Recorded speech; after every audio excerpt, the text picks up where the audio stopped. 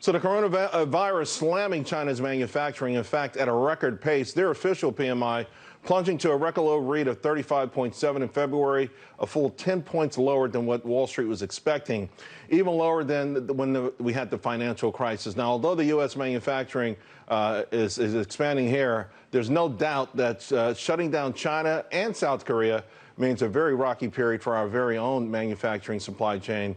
And as we struggle, folks, many are wondering, is this the perfect time to rethink offshoring? Should businesses be saying, maybe there's a better way? This is the man who says he has the answer. Former Trump trade and jobs advisor Curtis Ellis. First of all, Curtis, you were warning about this relationship for a long time. That's right. And, you know, it was always against the orthodoxy of big business, particularly conservatives. You know, the idea was like, you know what, if China wants to subsidize the steel industry and sell it at such a cheap price, we should take it.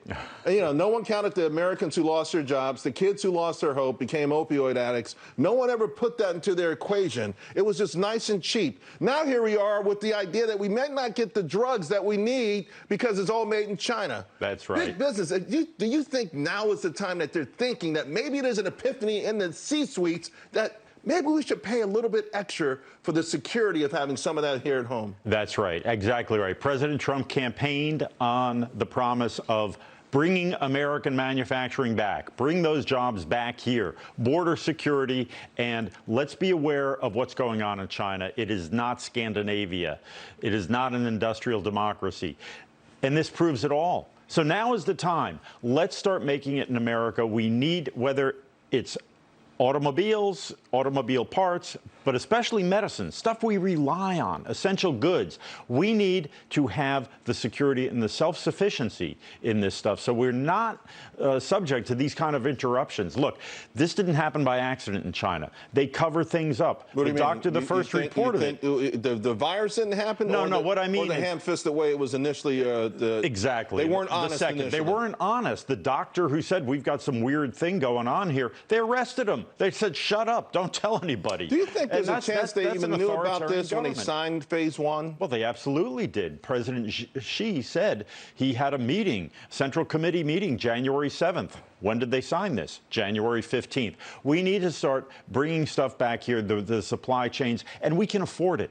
They always told us, oh, we don't need manufacturing in America because it's a service, service sector economy. Yeah. Well, if it's such a small part of our economy, we can afford it if it costs a little bit more. And they can afford it. Listen, okay, so you didn't make $10 a share this year. You made $9.95. Right, exactly. And by the way, those jobs you created, you also created customers. Customers for the services. Right. And Let for me ask you else. real quick because I got less than a minute. So last week I go out and I say, I think this is a good time, though, for President Trump, if he can get Xi to work with him, to suspend the tariffs. Have them suspend theirs. In fact, if you could, get them all at the same MFN rate for, let's say, a 3-month period. I think it could help them get back online. I think it would be magnanimous. It would show world leadership because America has saved the world over and over again, and this might be a good time for something like that. Is that ludicrous? Because I got some heat for that.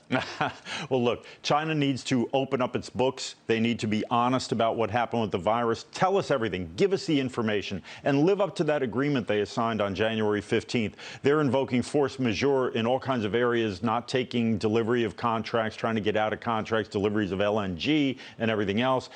How about start playing straight? Then we can talk about the next steps from there. All right, Curtis, my man. Thank you very much. Great stuff. Appreciate it. Folks,